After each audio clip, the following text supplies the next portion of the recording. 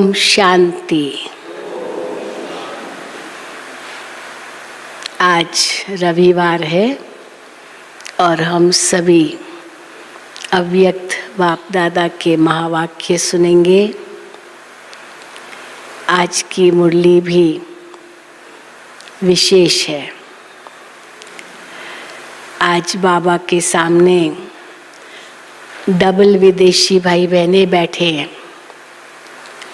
और वो भी कौन से, जो मुख्य सेंटर संभालते हैं, चाहे देश संभालते हैं, NCCC, और उनके साथ ही भी शायद उन्हों की मीटिंग हुई होगी और मीटिंग में कई प्लान्स निकाले होंगे, और फिर साथ साथ ये भी कंप्लेन की होगी कि हम थक जाते हैं, बहुत सेवा होती है, हम थक जाते हैं। फिर कई बार जॉब भी करना पड़ता है और भी बहुत कारोबार होता है, इतने हैंड्स तो होते नहीं हैं, तो फिर थक जाते हैं। तो बाबा के पास अवश्य ये बच्चों का संकल्प पहुंचा होगा। तो बाबा ने आज मुरली में प्रैक्टिकल टिप्स दिए। प्रैक्टिकल टिप्स होती है ना, ये करो और ये नहीं करो। तो कर्म और योग का बैलेंस कैसे रखो, याद और सेवा का बैलेंस कैसे रखो, उसकी प्रैक्टिकल हिंट्स दिए।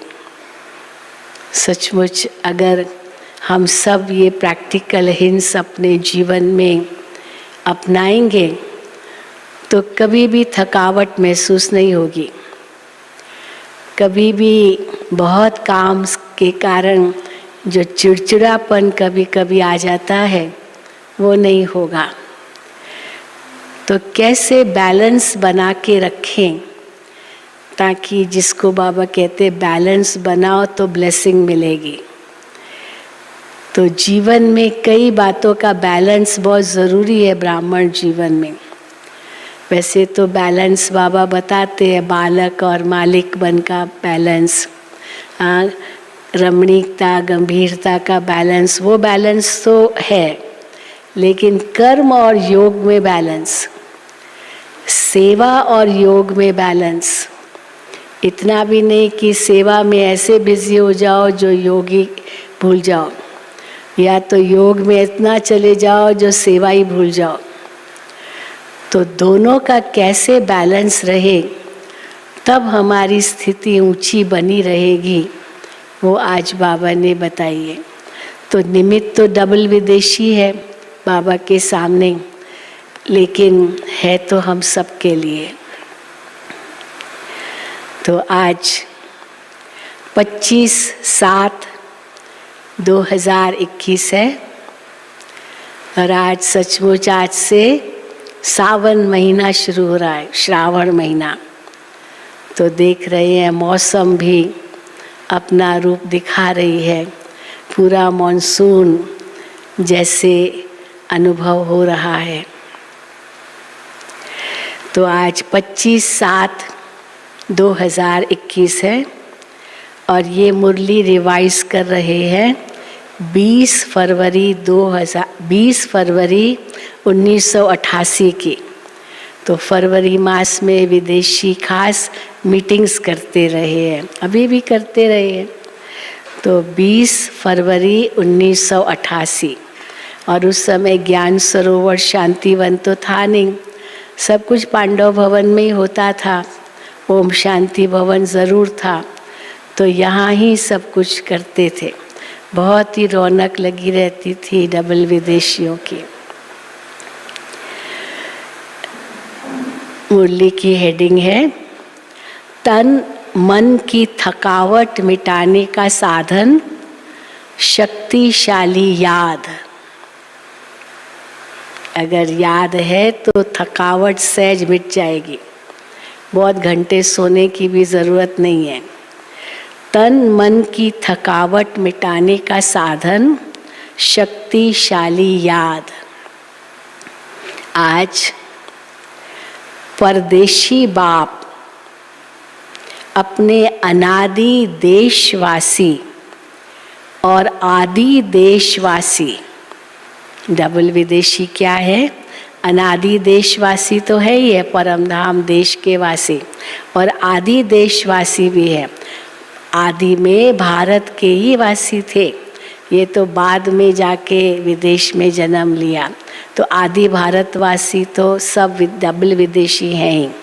तो अनादि देशवासी और आदि देशवासी, सेवा अर्थ सभी विदेशी, सेवा अर्थ कहना पड़ता है भाई ये विदेशी है। सेवा अर्थ सभी विदेशी ऐसे बच्चों से मिलने के लिए आए हैं।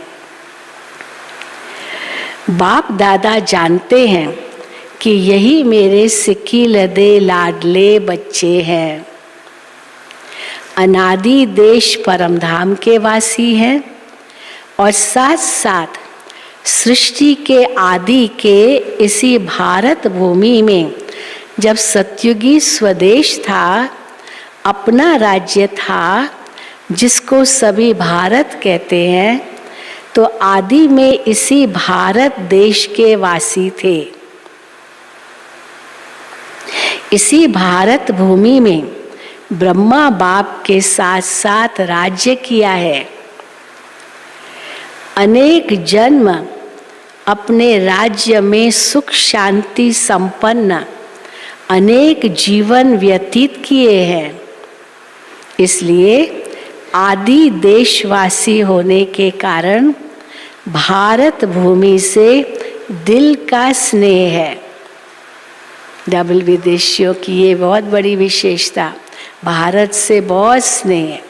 तो क्योंकि वो यही नशे से कहते हैं हम तो आदि भारतवासी है, भले बाद में विदेश में जन्म लिया हो, लेकिन हमारा असली देश तो भारत है। तो बाबा कहते हैं तो अपना राज्य था जिसको सभी भारत कहते हैं, तो आदि में इसी भारत देश वासी थे। इसी भारत भूमि पर ब्रह्मा बाप के साथ साथ राज्य किया है। अनेक जन्म अपने राज्य में सुख शांति संपन्न अनेक जीवन व्यतीत किए हैं। इसलिए आदि देशवासी होने के कारण भारत भूमि से दिल का स्नेह है। चाहे कितना भी अभी अंत में भारत गरीब व धूल मिट्टी वाला बन गया है, पश्चिमी दुनिया से आते हैं तो यहाँ तो कितना अंतर देखते हैं ना, वहाँ तो कितनी सफाई है, कहीं धूल मिट्टी आपको नहीं मिलेगी, कुछ भी नहीं, इतनी डिसिप्लिन है सब तरफ। और यहाँ आते हैं तो जो जो देखते हैं, लेकिन फिर भी उनको भारत बहुत प्यारा लगता है। तो अभी अंत में भारत गरीब व धूल मिट्टी वाला बन गया है, फिर भी अपना देश तो अपना ही होता है। भारत से बहुत प्यार है, अपना देश समझते हैं। तो आप सभी की आत्मा का अपना देश और शरीरधारी देवता जीवन का अपना देश कौन सा था? भारत ही था ना। कितने जन्म भारत भूमि में रहे हो वो याद है? मैं कई बार बताती हूँ, एक डबल विदेशी बहन ने बाबा से कहा, बाबा हमने, क्योंकि पर्सनल मिलते थे, बाबा हमने क्या पाप किए जो हमको विदेश में जन्म मिला? तो बाबा ने कहा, बच्ची कोई पाप नहीं किया, पाप किया इसलिए विदेश में जन्म मिला ऐसी बात नहीं है। लेकिन विदेश के बच्चों की सेवा कैसे हो? तो आप उनकी भाषा जानेंगे, वहाँ पैदा होंगे तो उनकी भाषा के होंगे और वहाँ की संस्कृति जानेंगे। तो इसीलिए वहाँ जन्म लिया ताकि उस देश की आत्माओं की भी सेवा कर सको। तो सेवा अर्थ आपने वहाँ जन्म लिया है, कोई पाप किया इसलिए नहीं। फिर दूसरा प्रश्न पूछा, बाबा केवल यही जन्म या और भी कई जन्म हमने और देशों में जन्म लिया? बाबा ने कहा नहीं, केवल यही जन्म केवल यही जन्म आपने वहाँ जन्म लिया है, क्योंकि आप तो हो ही भारत के। लेकिन एक जन्म के लिए आप वहाँ जन्मे हो ताकि उस देश की सेवा कर सको। तो इतना प्यार भारत से। तो बाबा कहते हैं इसलिए कितने जन्म भारत भूमि में रहे हो ये याद है। 21 जन्मों का वर्षा तो सभी ने बाप से प्राप्त कर लिया है। इसलिए 21 जन्म की तो गारंटी है ही है कि आपने भारत में जन्म लिया है। बाद में भी हर एक आत्मा के कई जन्म भारत भूमि में ही हुए हैं, क्योंकि जो ब्रह्मा बाप के समीप आत्माएं हैं, समान बनने वाली आत्माएं हैं, वो ब्रह्मा बाप के साथ साथ आपे ही पूज्य, आपे ही पुजारी का पाठ भी साथ में बजाती है। तो भारत में जन्म लिया होगा द्वापुर से भी। द्वापुर युग के पहले भक्त आप ब्राह्मण आत्माएं बनती हो। चाहे भले अभी डबल विदेशी है, लेकिन द्वापुर युग में भी पहले भक्त भारतवासी आप बनते हो। इसलिए ब्राह्मणों के अलौकिक संसार मधुबन से अति प्यार है, अति प्यार है मधुबन से। सचमुच अभी भी तड़प रहे हैं भाई बहनें कि मधुबन जाएं, लेकिन कैसे जाएं, कोई फ्लाइट्स नहीं, कुछ नहीं। तो इसलिए ब्राह्मणों के अलौकिक संसार मधुबन से अति प्यार है। ये मधुबन ब्राह्मणों का छोटा सा संसार है। क्या है मधुबन? ब्राह्मणों का छोटा सा संसार। तो ये संसार बहुत अच्छा लगता है ना, यहाँ से जाने की दिल नहीं होती है ना। अगर अभी अभी ऑर्डर कर ले, बाबा ऑर्डर कर ले कि मधुबन निवासी बन जाओ, तो खुश होंगे ना। हाँ, तो सब डबल विदेशी बड़े खुश होंगे। बाबा कहेंगे रह जाओ मधुबन में, नहीं जाओ, तो खुश होंगे ना। वह ये संकल्प आएगा कि सेवा कौन करेगा, उस देश की सेवा करनी है तो जाना पड़ेगा। ये संकल्प अगर आया तो फिर कहेंगे फेल, क्योंकि बाबा कह रहे हैं तो क्यों संकल्प आना चाहिए। तो बाबा कहते हैं बाप दादा कहे बैठ जाओ, फिर भी यह संकल्प आएगा कि सेवा कौन करेगा, सेवा के लिए तो जाना ही चाहिए, ऐसे सोचेंगे। तो बाप दादा कहे बैठ जाओ, फिर भी सेवा याद आएगी। बाबा कह रहे बैठ जाओ, तो फिर भी सेवा याद आएगी।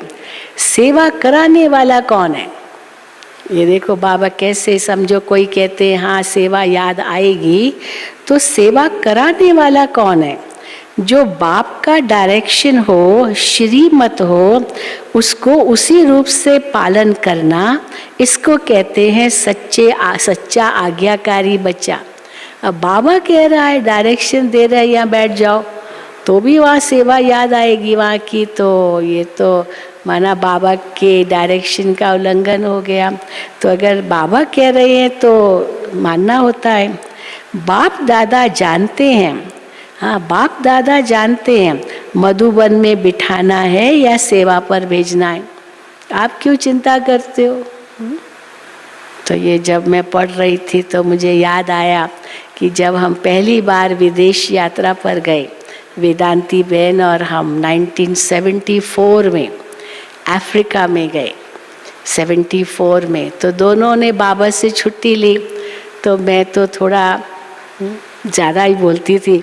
तो बाबा से मैंने पूछ लिया, बाबा आप हमको इतना दूर विदेश भेज रहे हैं, और बाबा अगर विनाश हो गया तो, क्योंकि ये था 76 में शायद विनाश हो जाए, और बाबा हम वहीं रह जाएंगे और विनाश हो गया तो बाबा मुस्कुराए और मुझे कहा कि बच्ची कौन भेज रहा है? प्रश्न ही प्रश्न में उत्तर, कौन भेज रहा है? तो मैंने कहा बाबा भेज रहे हैं। तो बाबा ने कहा अगर बाबा भेज रहे हैं तो जिम्मेदार कौन? मैंने कहा बाबा। तो अगर बाबा जिम्मेदार, तो फिर आपको क्यों संकल्प चलता है? तो देखो वो संकल्प ही मेरा उसी समय ख़त्म कर दिया कि बाबा भेज रहा है तो हमको क्यों संकल्प आना चाहिए, बाबा जिम्मेदार है। तो देखो बाबा यही कह रहे हैं। तो बाबा कहते हैं, तो बाप दादा जानते हैं मधुबन में बिठाना है व सेवा पर भेजना है। फिर चलो बाबा की ये बात तो मान ली। फिर मैंने दूसरा प्रश्न बाबा से पूछा, बाबा वहाँ क्या सेवा करेंगे, क्या करेंगे? हम तो किसको जानते नहीं, कुछ भी नहीं जानते, एकदम अनजान। तो बाबा ने बहुत सुंदर जवाब दिया। बाबा ने कहा, धरनी तैयार है, धरनी तैयार है, आपको केवल बीज डालना है। कितना सुंदर जवाब, बस बीज डालना है। और सचमुच ऐसा ही हुआ। इतनी सेवा, जो अपने शरीर लिए भी टाइम नहीं था। खाना पकाए कौन, हमको ही पकाना है और तो कोई नहीं पकाएंगे, तो इसलिए वो भी समय नहीं मिलता था, इतनी सेवा। तो वही बाबा ने जो कहा बीज डालना है केवल, बस वही सेवा शुरू हुई। तो बाबा कहते हैं, हाँ, तो बाबा कहते हैं बैठ जाओ, अगर बाप दादा कहे फिर भी सेवा याद आएगी। सेवा कराने वाला कौन है? जो बाप का डायरेक्शन हो, श्रीमत हो, उसको उसी रूप में पालन करना, इसको कहते हैं सच्चा आज्ञाकारी बच्चा। बाप दादा जानते हैं मधुबन में बिठाना है या सेवा पर भेजना है। ब्राह्मण बच्चों को हर बात में एवर रेडी रहना है। ब्राह्मण बच्चों को हर बात में एवर रेडी रहना है। अभी अभी जो डायरेक्शन मिले उसमें एवर रेडी रहना है। संकल्प मात्र भी मन मत मिक्स न हो। इसको कहते हैं श्रीमत पर चलने वाली श्रेष्ठ आत्मा। ये तो जानते हो ना कि सेवा के जिम्मेवार बाप दादा है। हाँ, वह आप हो। कौन है जिम्मेवार सेवा का? तो जिम्मेवार बाप दादा है, वह आप हो। इस जिम्मेवारी से तो आप हल्के हो ना, कि जिम्मेवारी का थोड़ा थोड़ा बोझ है। बाबा है करा रहा है तो आपको बोझ तो नहीं लगना चाहिए। फिर भी बाबा पूछते हैं जिम्मेवारी का थोड़ा थोड़ा बोझ है क्या? इतना बड़ा प्रोग्राम करना है, ये करना है, बोझ तो नहीं समझते हो ना।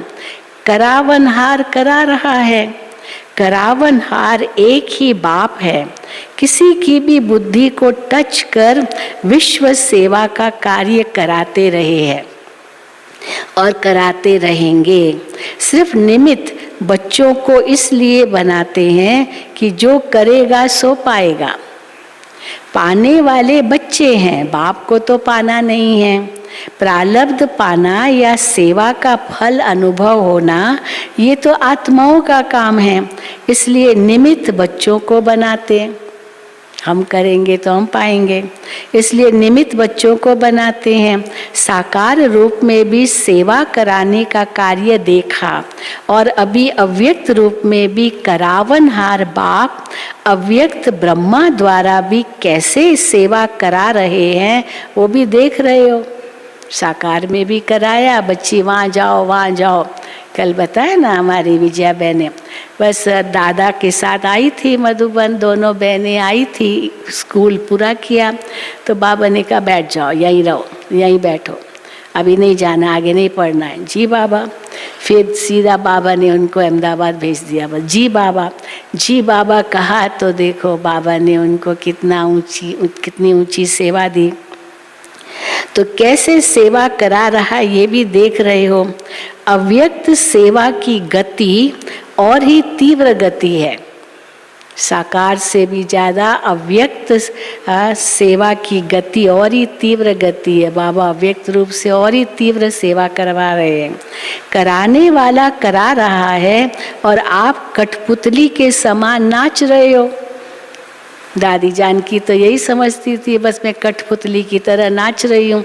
देश देश में बाबा उनको भेजते थे। तो करावनहार करा रहा है और आप कठपुतली के समान नाच रहे हो। ये सेवा भी एक खेल है। सेवा को भी खेल समझो। बाबा ने आज बहुत अच्छी तरह स्पष्ट किया है। ये सेवा भी एक खेल है। कराने वाला करा रहा है और आप निमित्त बन एक कदम का पदम गुणा प्रारब्ध बना रहे हो। सेवा नहीं कर रहे हो, पर एक कदम का पदम गुणा प्रालब्ध बना रहे हो। तो बोझ किसके ऊपर है? कराने वाले पर या करने वाले पर? वो कराने वाला वो करा रहा है, हम पर काय का बोझ? तो कराने वाले पर या करने वाले पर? बाप तो जानते हैं ये भी बोझ नहीं है, बाबा के लिए भी ये बोझ नहीं है। आप बोझ कहते हो तो बाप भी बोझ शब्द कहते हैं, वैसे बोझ है नहीं, शब्द कहते हैं बाबा, शब्द बोझ। बाप के लिए तो सब तो हुआ ही पड़ा है, कल्प कल्प कर किया है, कोई नई बात थोड़ी है। तो इसलिए बाप के लिए तो सब कुछ सब हुआ ही पड़ा है। सिर्फ जैसे लकीर खींची जाती है, तो लकीर खींचना बड़ी बात लगती है क्या? तो ऐसे बाप दादा सेवा कराते हैं, बस लकीर खींचनी है। कल्प पहले तो हुई पड़ी है, खाली बस अभी थोड़ा सा उसको दोहराना है। तो ऐसे बाप दादा सेवा कराते हैं। सेवा भी इतनी ही सहज है जैसे एक लकीर खींचना। रिपीट कर रहे हैं, निमित्त खेल कर रहे हैं। अभी खेल में थकावट थोड़ी होती है। जैसे माया का विघ्न खेल है, बाबा कहते हैं माया को माया शेर मत समझो, लेकिन पेपर टाइगर समझो। तो खेल है ना, पेपर टाइगर सामने हो तो डर तो ही लगेगा। तो जैसे माया का विघ्न खेल है, तो सेवा भी मेहनत नहीं लेकिन खेल है। ऐसे समझने से सेवा में सदा ही रिफ्रेशमेंट अनुभव करेंगे। सेवा को खेल समझेंगे तो रिफ्रेशमेंट अनुभव करेंगे। जैसे कोई खेल किस लिए करते हैं? अब क्रिकेट मैच है, इतना ज़बरदस्त खेल है, कितना दौड़ते हैं बॉलर और बैट्समैन मारता है, फिर कितना दौड़ता है रन बनाने के लिए, हाँफते भी हैं तो भी कितना खेलते हैं, रन बनाना है रन बनाना है, तो थकते थोड़ी है। तो इसलिए देखो बाबा क्या कहते हैं, तो सेवा भी मेहनत नहीं खेल है। ऐसे समझने से सेवा में सदा रिफ्रेशमेंट अनुभव करेंगे। जैसे कोई खेल किस लिए करते हैं? थकने के लिए तो नहीं, रिफ्रेश होने के लिए खेल करते हैं। चाहे कितना भी बड़ा कार्य हो, लेकिन ऐसा ही अनुभव करेंगे जैसे खेल करने से रिफ्रेश हो जाते हैं। चाहे कितना भी थकाने वाला खेल हो, लेकिन खेल समझने से थकावट नहीं होती है, क्योंकि अपने दिल की रुचि से खेल किया जाता है। चाहे खेल में कितना भी हार्ड वर्क करना पड़े, लेकिन वो भी मनोरंजन लगता है, क्योंकि अपने दिल से करते हैं। और कोई लौकिक कार्य बोझ मिसल होता है, निर्वाह अर्थ करना ही पड़ेगा। भाई जॉब करते हैं, इतने घंटे का जॉब है, थक जाते हैं, भाई बहुत बोझ लगता है, थक जाते हैं। तो और कोई बाबा कहते हैं बोझ मिसल क्यों लगता है? क्योंकि निर्वाह अर्थ शरीर निर्वाह करना पड़ता है, ड्यूटी समझ करते हैं, इसलिए मेहनत लगती है। चाहे शारीरिक मेहनत का, चाहे बुद्धि की मेहनत का काम है, लेकिन ड्यूटी समझ करने से थकावट अनुभव करेंगे, क्योंकि ये वो दिल की खुशी से नहीं करते। जो चीज़ दिल की खुशी से की जाती है उसमें थकावट नहीं होती है। जो चीज़ ज़बरदस्ती करनी पड़ती है वो जल्दी थकावट महसूस कराती है। तो क्योंकि वो दिल की खुशी से नहीं करते, जो अपने मन के उमंग से खुशी से कार्य किया जाता है उसमें थकावट नहीं होती, बोझ अनुभव नहीं होता। कहाँ कहाँ बच्चों के ऊपर सेवा के हिसाब से ज़्यादा कार्य भी आ जाता है, इसलिए भी कभी कभी थकावट फील होती है, लगती है, थकावट लगती है। बाप दादा देखते हैं कि कई बच्चे अथक बन सेवा करने के उमंग उत्साह में भी रहते हैं, अथक हो सेवा करते रहते हैं, फिर भी हिम्मत रख आगे बढ़ रहे हैं, यह देख बाप दादा हर्षित भी होते हैं। फिर भी सदा बुद्धि को हल्का ज़रूर रखो, बुद्धि को भारी मत बनाओ, हल्का ज़रूर रखो। अभी बाबा बैलेंस कैसे रखो वो सिखा रहे। बाप दादा बच्चों के सब प्लान प्रोग्राम वतन में बैठे भी देखते रहते हैं। हर एक बच्चे की याद और सेवा का रिकॉर्ड बाप दादा के पास हर समय का रहता है। जैसे आपकी दुनिया में रिकॉर्ड रखने के कई साधन हैं। कंप्यूटर में कितने रिकॉर्ड रखते हैं, हाँ, लैपटॉप में, अपने मोबाइल में भी न जाने क्या क्या सब स्टोर करके रखते हैं ना, तो रिकॉर्ड रखते हैं।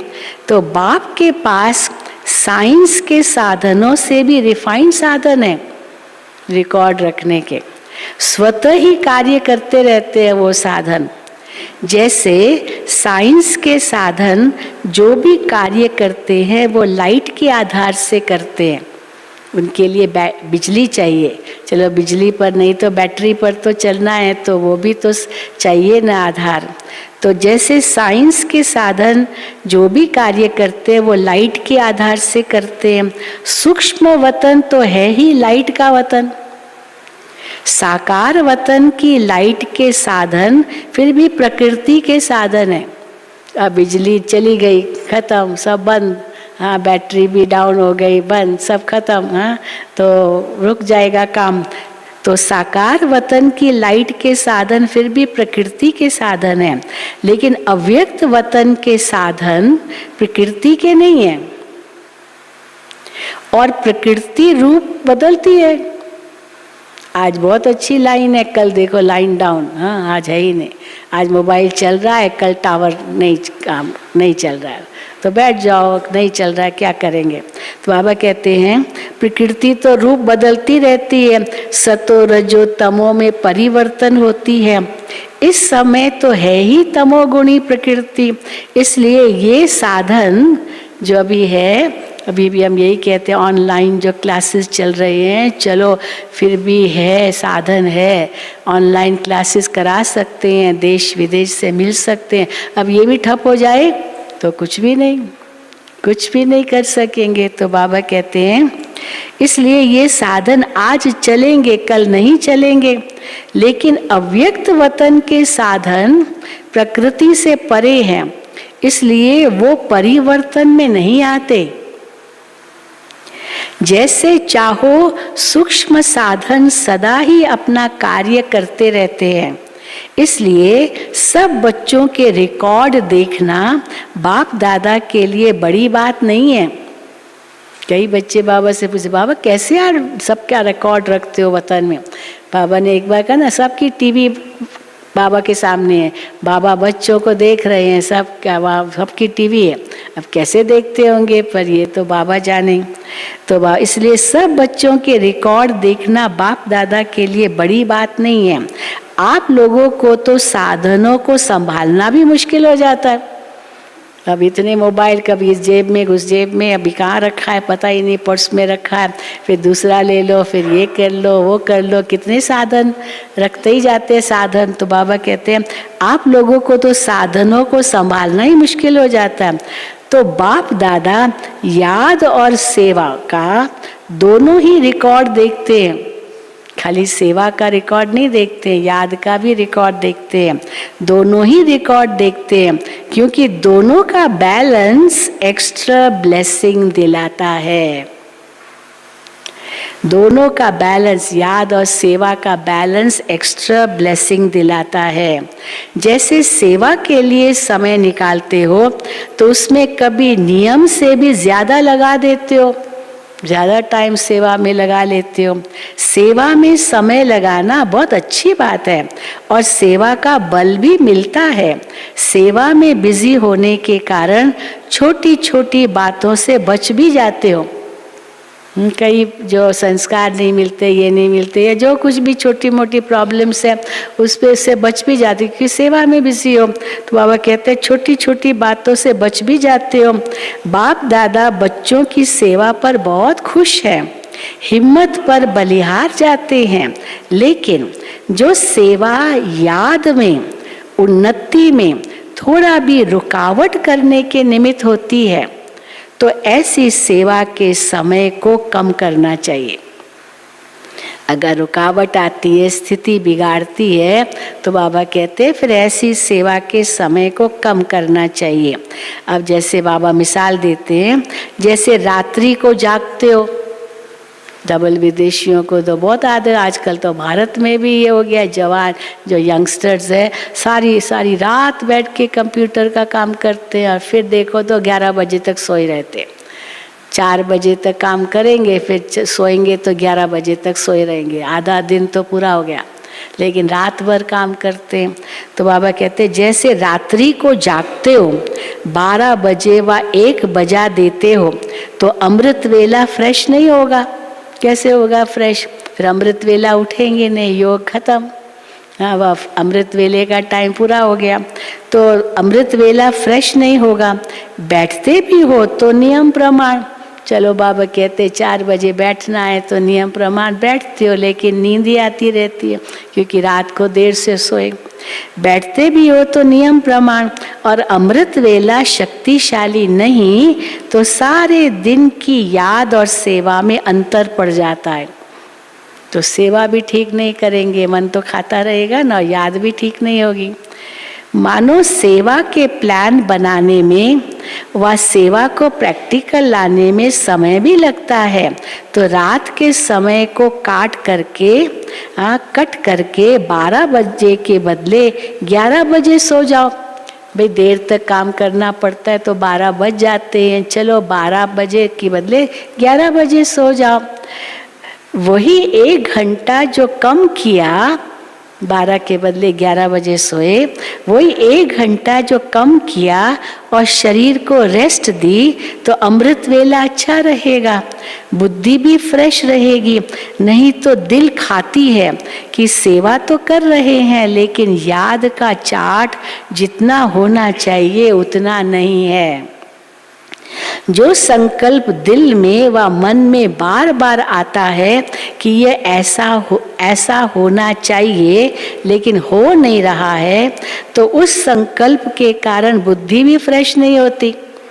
मन खाता है, बुद्धि भी थकी हुई रहेगी, तो बुद्धि भी फ्रेश नहीं होती। और बुद्धि अगर फ्रेश है तो फ्रेश बुद्धि से 2-3 घंटे का काम 1 घंटे में पूरा कर सकते हो। ऐसा भी देखा है, रात को अगर हम पढ़ते हैं या कुछ भी, चलो मुरली पढ़ते हैं कुछ भी, उसकी बजाय जल्दी सो जाओ और सवेरे पढ़ो तो वो इतनी फ्रेश रहेगी, बुद्धि में रहेगी। जो रात को 2 घंटा पढ़े तो भी नहीं, आधे घंटे में सवेरे पढ़ेंगे तो फ्रेश रहेंगे। तो देखो बाबा कहते हैं, और बुद्धि अगर फ्रेश है तो फ्रेश बुद्धि से 2-3 घंटे का काम 1 घंटे में पूरा कर सकते हैं। थकी हुई बुद्धि में टाइम ज्यादा लगता है, ये अनुभव है ना, सबको अनुभव है इसका बात का, ये अनुभव है ना। और जितनी फ्रेश बुद्धि रहती है उतना, जितनी फ्रेश बुद्धि रहती है, शरीर के हिसाब से भी फ्रेश और आत्मिक उन्नति के रूप में भी फ्रेश। डबल फ्रेशनेस माना डबल ताजगी रहती तो 1 घंटे का कार्य आधे घंटे में कर लेंगे। इसलिए सदैव अपनी दिनचर्या में फ्रेश बुद्धि रहने का अटेंशन रखो। फ्रेश बुद्धि रहने का अटेंशन रखो। कई बार होता है रात को हम बहुत ज़्यादा सोच लेते हैं परंतु कुछ जवाब नहीं आता है, समझ नहीं आता, तो उस समय मत उलझ जाओ, सो जाओ और देखो सवेरे उठेंगे तो पहले ही वो उसका जवाब आ जाएगा। ऐसे ही होता है, कई बार अनुभव किया होगा, रात को आधा घंटा 1 घंटा वेस्ट किया, जवाब नहीं मिला, कुछ समझ में नहीं आया, तो ज़रूरत क्या है इतना घंटा वेस्ट करने की। रात को जल्दी सो जाओ और सवेरे जैसे उठेंगे और फ्रेश बुद्धि से आपको फटाफट जवाब मिल जाएगा। तो बाबा कहते हैं इसलिए सदैव अपनी दिनचर्या में फ्रेश बुद्धि रहने का अटेंशन रखो। ज़्यादा सोने की भी आदत ना हो, हाँ जब चाहो भाई थक गया चलो सो जाओ, ये भी नहीं होना चाहिए। ज़्यादा सोने की भी आदत न हो, लेकिन जो आवश्यक समय शरीर के हिसाब से चाहिए उसका तो अटेंशन रखो। कभी कभी कोई सेवा का चांस होता है, मास 2 मास में 2-4 बार देरी हो गई वो दूसरी बात है, बहुत सेवा है तो चलो रात तक देर से करनी है, चलो कोई बात नहीं कर लेंगे, परंतु रोज रोज तो नहीं हो ना। तो मास 2 मास में 2-4 बार देरी हो गई वो दूसरी बात है, लेकिन अगर नियमित रूप से शरीर थका हुआ होगा तो याद में फर्क पड़ेगा।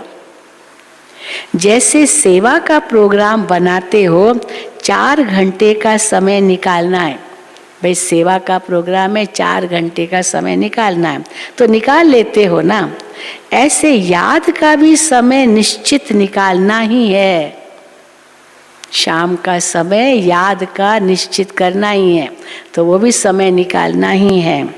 इसको भी आवश्यक समझ इस विधि से अपना प्रोग्राम बनाओ। सुस्ती नहीं हो, लेकिन शरीर को रेस्ट देना है, इस विधि से चलो। समय पर रेस्ट देना है तो इस विधि से चलो, सुस्ती से नहीं सोना है, इस विधि से चलो। क्योंकि दिन प्रतिदिन सेवा का तो और ही तीव्र गति से आगे बढ़ने का समय आता जा रहा है।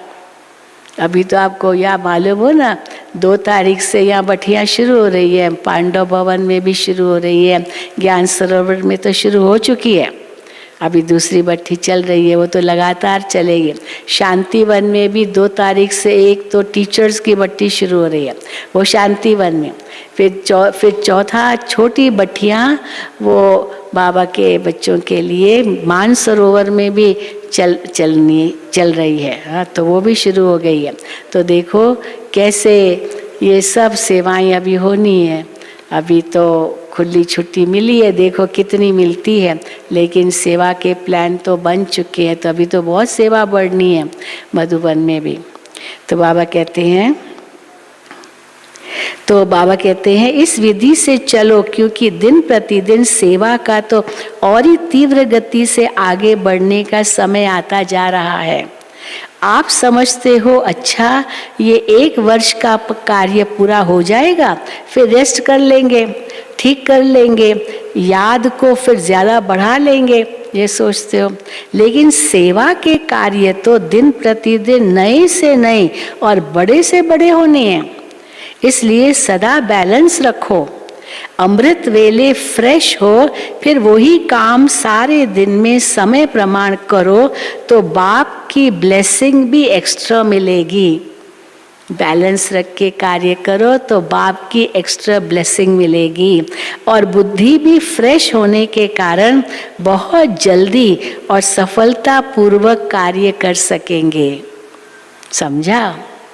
हाँ, देखो बाबा ने कैसे प्रैक्टिकल टिप्स दी कि कैसे रिफ्रेश रहो, सदा सेवा भी करो, याद भी करो, रेस्ट भी करो, हाँ, कार्य भी करो, सब कुछ करो, परंतु अपने अपने समय पर। समझा? बाप दादा देख रहे हैं, बच्चों में उमंग बहुत है, इसलिए शरीर का भी नहीं सोचते, शरीर का भी नहीं सोचते, सेवा सेवा सेवा सारा दिन, इसलिए शरीर का भी नहीं सोचते। उमंग उत्साह से आगे बढ़ रहे हैं। आगे बढ़ाना बाप दादा को अच्छा लगता है, ऐसे नहीं बाबा को पसंद नहीं है सेवा में आगे बढ़ रहे हैं, अच्छी बात है, फिर भी बैलेंस अवश्य चाहिए। भल करते रहते हो, चलते रहते हो, लेकिन कभी कभी जैसे बहुत काम होता है तो बहुत काम में एक तो बुद्धि की थकावट होने के कारण जितना चाहते हो उतना नहीं कर पाते हो। हाँ, एक क्योंकि बहुत काम है और बुद्धि थकी हुई है तो भी करते रहते दिमाग चलाते रहते हैं, तो बाबा कहते हैं फिर थक जाते हैं तो उतना कर भी नहीं पाते हैं। तो थकावट होने के कारण जितना चाहते हो उतना नहीं कर पाते हो, और दूसरा बहुत काम होने के कारण थोड़ा सा भी किसी द्वारा थोड़ी हलचल होगी, किसने कुछ विघ्न डाला या किसने कुछ किया, कुछ ऐसी बात हो गई, कोई आपस में शब्दों का कुछ संघर्ष हो गया, कुछ भी हो गया, तो बाबा कहते हैं थोड़ा सा भी किसी द्वारा थोड़ी हलचल होगी तो एक तो थकावट है और थकावट में कर रहे हैं, और दूसरा किसने कुछ बोल दिया जो आपको पसंद नहीं है, तो फिर बाबा कहते हैं तो थकावट के कारण चिड़चिड़ापन हो जाता है, फिर समय गुस्सा भी आता है। चिड़चिड़े हो जाते हैं। हाँ, तो अभी गुस्सा करने का कोई भी बात है, देनी है तो प्यार से भी दे सकते हो, धीरे से भी देखते हो, गुस्सा करके देने की क्या ज़रूरत है? ज़रूरत तो होती नहीं है। तो बाबा कहते हैं किसी द्वारा थोड़ी हलचल होगी तो थकावट के कारण चिड़चिड़ापन हो जाता है, उससे खुशी कम हो जाती है। नेचुरली चिड़चिड़ापन आया तो खुशी कम हो जाती है। वैसे अंदर ठीक रहते हैं, सेवा का बल भी मिल रहा है। बाबा सर्टिफिकेट दे रहे हैं, अंदर ठीक रहते हो, सेवा का बल भी मिल रहा है, खुशी भी मिल रही है, फिर भी शरीर तो पुराना है ना, इसलिए टू मच में भी नहीं जाओ। डबल विदेशियों को हम देखते थे, एकदम टू मच में चले जाते थे, थक जाएंगे लेकिन फिर भी करते रहेंगे, फिर भी शरीर तो पुराना है ना, इसलिए टू मच में भी नहीं जाओ, बैलेंस रखो। याद के चार्ट पर थकावट का असर नहीं होना चाहिए। अंडरलाइन, याद के चार्ट पर थकावट का असर नहीं होना चाहिए। जितना सेवा में बिजी रहते हो, भल कितना भी बिजी रहो, लेकिन थकावट मिटाने का विशेष साधन हर घंटे व 2 घंटे में 1 मिनट भी शक्तिशाली याद का अवश्य निकालो। इसलिए हर घंटे देखो बाबा ने ये सहज विधि बताई है। हाँ, 1 मिनट के लिए शांति का गीत बजता है, वह शांत हो जाओ। तो वो जो 1 मिनट में शांत रहे, वो फिर 1 घंटा सेवा करने में मदद देता है। तो बाबा कहते हैं लेकिन थकावट मिटाने का विशेष साधन हर घंटे व 2 घंटे में 1 मिनट भी शक्तिशाली याद का अवश्य निकालो। जैसे कोई शरीर में कमज़ोर होता है, अभी शरीर कमज़ोर है तो क्या करते डॉक्टर? जैसे कोई शरीर में कमज़ोर होता है तो शरीर को शक्ति देने के लिए डॉक्टर्स 2-2 घंटे बाद ताकत की दवाई पीने लिए देते हैं। वे हर 2 घंटे के बाद पीना, ये ताकत की दवाई है। टाइम निकाल दवाई पीनी पड़ती है ना, अब दवाई नहीं पी टाइम निकाल तो फिर ठीक कैसे होंगे? तो टाइम निकाल दवाई पीनी पड़ती है ना, तो बीच बीच में 1 मिनट भी अगर शक्तिशाली याद का निकालो तो उसमें ABC सब विटामिन आ जाएंगे, सारी शक्ति भर जाएगी याद के कारण। तो ABC विटामिन, जितनी विटामिन है बाबा कहते सब विटामिन आ जाएंगे। सुनाया था ना कि शक्तिशाली याद सदा क्यों नहीं रहती, शक्तिशाली याद सदा क्यों नहीं रहती। अब बच्चे बाबा को ये भी कहते हैं जब है ही बाप के, बाबा हम तो आपके ही हैं और बाबा आप हमारे हो, सब संबंध बाप के साथ है, दिल का स्नेह है, नॉलेजफुल भी हैं, प्राप्ति के अनुभवी भी हैं, फिर भी शक्तिशाली याद सदा क्यों नहीं रहती? उसका कारण क्या? अपनी याद का लिंक नहीं रखते, अपनी याद का लिंक नहीं रखते। अब ये भी एक टॉपिक है, याद का लिंक सदा कैसे बना रहे। अपनी याद का लिंक नहीं रखते, लिंक टूटता है, लिंक टूटता है ना बीच बीच में। अभी कई बार तो ऑनलाइन क्लास करा रहे हैं, एकदम लिंक टूट गया, अब बैठे रहो, लाइन ही नहीं है, फिर आ गया, फिर क्लास कराया 5-10 मिनट, फिर लिंक टूट गया, तो मज़ा ही चला जाता है। तो लिंक तो बना रहना चाहिए। तो अपनी याद का लिंक नहीं रखते, लिंक टूटता है, इसलिए फिर जोड़ने में समय भी लगता है, मेहनत भी लगती है, और शक्तिशाली होने के बजाय और ही कमज़ोर हो जाते, क्योंकि थकावट होती है। तो शक्तिशाली होने की बजाय और ही कमज़ोरी महसूस होती है। विस्मृति तो हो नहीं सकती है, याद रहती है, लेकिन सदा शक्तिशाली याद स्वतः रहे, इसके लिए ये लिंक टूटना नहीं चाहिए। हर समय बुद्धि में याद का लिंक जुटा रहे, उसकी विधि ये है। हाँ, ये भी आवश्यक समझो, यानी बैलेंस बना के रखो, ये है विधि। ये भी आवश्यक समझो, जैसे वो काम समझते हो कि आवश्यक है, ये प्लान पूरा करके ही उठना है, इसलिए समय भी देते हो। ये कार्य मुझे पूरा करके उठना ऐसे कहते हो तो समय देते हो, इसलिए समय भी देते हो, एनर्जी भी लगाते हो। वैसे ये भी आवश्यक है, इनको पीछे नहीं करो, याद के लिंक को पीछे नहीं करो कि ये काम पहले पूरा करके फिर याद कर लेंगे, नहीं। इसका समय अपने प्रोग्राम में पहले ऐड करो कि इतना टाइम याद के लिए भी देना है, उस कार्य के लिए तो देना ही है, लेकिन फिर याद के लिए भी इतना टाइम देना है। जैसे सेवा के प्लान के लिए 2 घंटे का टाइम फिक्स करते हो, चाहे मीटिंग करते हो चाहे प्रैक्टिकल करते हो, तो 2 घंटे के साथ साथ ये भी बीच बीच में करना ही है, ये ऐड करो। जो 1 घंटे में प्लान बनाएंगे वो आधे घंटे में हो जाएगा। अगर 1 मिनट बीच में दिया याद को, तो वो जो प्लान को 1 घंटा लगता होगा वो आधे घंटे में हो जाएगा। करके देखो, आप ही फ्रेशनेस से 2 बजे आँख खुलती है।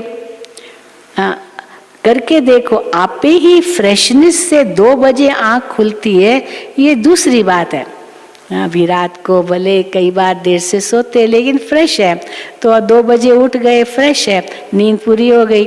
1-1.5 घंटे का एक साइकिल होता है नींद का, वो अगर चलो 2 घंटे 2 साइकिल भी मिल गई ना, 3 घंटे भी पूरा सो लिया बस, तो एकदम फ्रेश होकर उठ सकते, ज़्यादा सोने की भी ज़रूरत नहीं है। तो बाबा कहते हैं ये भी बीच बीच में करना ही है, तो ऐड करो। आप पे ही फ्रेशनेस से 2 बजे आँख खुलती है, वो दूसरी बात है, लेकिन कार्य के कारण जागना पड़ता है, तो उसका इफेक्ट, प्रभाव शरीर पर आता है। मुझे 3 बजे 2 बजे उठना ही है, मुझे ये काम करना है, तो फिर इफेक्ट आता है शरीर पर। इसीलिए कार्य के कारण नहीं, लेकिन नींद अच्छी हो गई, जो 2 बजे भी उठ गए तो फ्रेश रहेंगे। शरीर, इसलिए इफेक्ट शरीर पर आता है, इसलिए बैलेंस के ऊपर सदा अटेंशन रखो। अंडरलाइन, बैलेंस के ऊपर सदा अटेंशन रखो। बाप दादा तो बच्चों को इतना बिजी देख यही सोचते हैं, बाबा बच्चों को देखते इतना बिजी है तो क्या सोचते हैं कि इन्हों के माथे की मालिश होनी चाहिए। दिमाग बहुत यूज़ करते हैं, तो इसलिए माथे की मालिश होनी चाहिए। लेकिन समय निकालेंगे तो वतन में बाप दादा मालिश भी कर लेंगे। किसने बाबा को कहा होगा बाबा कैसे मालिश करेंगे, अब उसके तो वतन में आना पड़ेगा, तभी तो मालिश बाबा करेंगे ना। तो बाबा कहते समय निकालेंगे तभी तो आप वतन में आएंगे, तो बाबा वहाँ मालिश कर लेंगे। वो भी अलौकिक होगी मालिश, बाबा कैसे मालिश करेंगे, वो भी अलौकिक होगी। ऐसे लौकिक मालिश थोड़ी करेंगे जो ऐसे सिर को तेल डाले और ऐसे ऐसे मालिश करे, ऐसे नहीं। ऐसे लौकिक मालिश थोड़ी होगी, एकदम फ्रेश हो जाएंगे। 1 सेकंड में शक्तिशाली याद तन और मन दोनों को फ्रेश कर देती है। बाप के वतन में आ जाओ, जो संकल्प करेंगे वो पूरा हो जाएगा। बाबा के वतन में आ जाओ तो वो संकल्प पूरा हो जाएगा। चाहे शरीर की थकावट हो, चाहे दिमाग की, चाहे स्थिति की थकावट हो, बाप तो आए ही है थकावट उतारने। बाबा बच्चों की थकावट उतारने ही आए हैं। भक्ति मार्ग की कितनी थकावट होगी बच्चों के अंदर, आधा कल तो खूब भटके। आज डबल विदेशियों से पर्सनल रूरिहान कर रहे हैं। बहुत अच्छी सेवा की है और करते ही रहना है। बाबा को उन्होंने प्लान दिखाया होगा कि बाबा ऐसे ऐसे हम सेवा अभी और आगे की करेंगे, तो बाबा को बहुत खुशी होती है। बहुत अच्छी सेवा की है और करते ही रहना है। सेवा बढ़ना ये ड्रामा अनुसार बना हुआ ही है। तभी तो देखो 140 देशों में बाबा के सेवा केंद्र है, ऐसे थोड़ी है। तो ये ड्रामा अनुसार बना हुआ ये सेवा बढ़ना, कितना भी आप सोचो अभी तो बहुत हो गया, लेकिन ड्रामा की भावी बनी हुई है, इसलिए सेवा के प्लान्स निकलने ही हैं और आप सबको निमित्त बन करना ही है, वो सेवा करनी ही है। ये भावी कोई बदल नहीं सकते, सेवा को आगे बढ़ने की भावी कोई बदल नहीं सकते। बाप चाहे 1 वर्ष सेवा से रेस्ट दे देवे, नहीं बदल सकता। हाँ, बाबा अगर चाहे भी चलो बच्चे बहुत थक गए हैं, अभी 1 साल सेवा से रेस्ट हो, तो ये बदल नहीं सकता। अभी तो रेस्ट ही मिली ना, लॉकडाउन में क्या किया, रेस्ट ही मिली। तो जैसे बाबा ने एक ड्रामा अनुसार जैसे रेस्ट ही दिलाई, अभी फिर और सेवा पर तैयार हो जाओ। तो बाबा कहते हैं तो जैसे हाँ, बाप चाहे 1 वर्ष सेवा से रेस्ट दे देवे, नहीं बदल सकता। सेवा से फ्री हो बैठ सकेंगे, चलो रेस्ट भी दे देवे। अभी लॉकडाउन में चलो इतनी सेवा नहीं थी, पर फ्री होके बैठ सकेंगे। फिर पूछते रहते कब आएंगे कब आएंगे, यहाँ कब क्लासेस होंगे, कब ये बठियाँ होगी, पूछते रहते हैं। तो बाबा कहते हैं सेवा से फ्री हो बैठ सकेंगे। जैसे याद ब्राह्मण जीवन की खुराक है, याद ब्राह्मण जीवन की खुराक है, ऐसे सेवा भी क्या है, ब्राह्मण जीवन की खुराक है। ब्राह्मण सेवा के बिना भी नहीं रह सकते। बिना खुराक के कभी कोई रह सकता है क्या? लेकिन बैलेंस जरूरी है, याद की भी खुराक और सेवा की भी खुराक। इतना भी ज्यादा नहीं करो जो बुद्धि पर बोझ हो, और इतना भी नहीं करो जो अलबेले हो जाओ, सब छोड़ दो।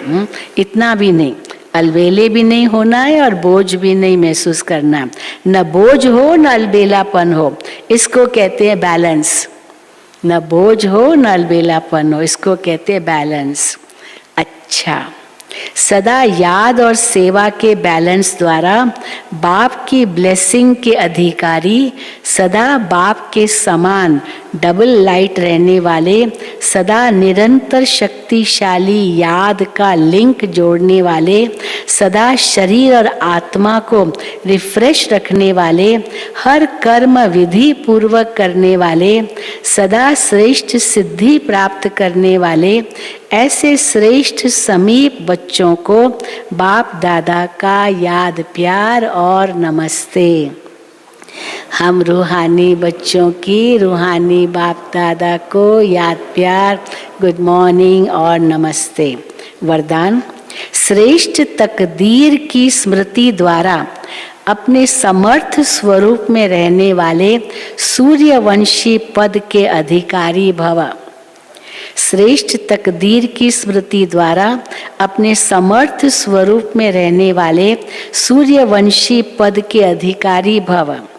जो अपनी श्रेष्ठ तकदीर को सदा स्मृति में रखते हैं, वो समर्थ स्वरूप में रहते हैं। उन्हें सदा अपना अनादि असली स्वरूप स्मृति में रहता है, कभी नकली फेस धारण नहीं करते हैं। कई बार माया नकली गुण और कर्तव्य का स्वरूप बना देती है। माया कैसे नकली गुण और कर्तव्य का स्वरूप बना देती है, हाँ ये भी एक टॉपिक है।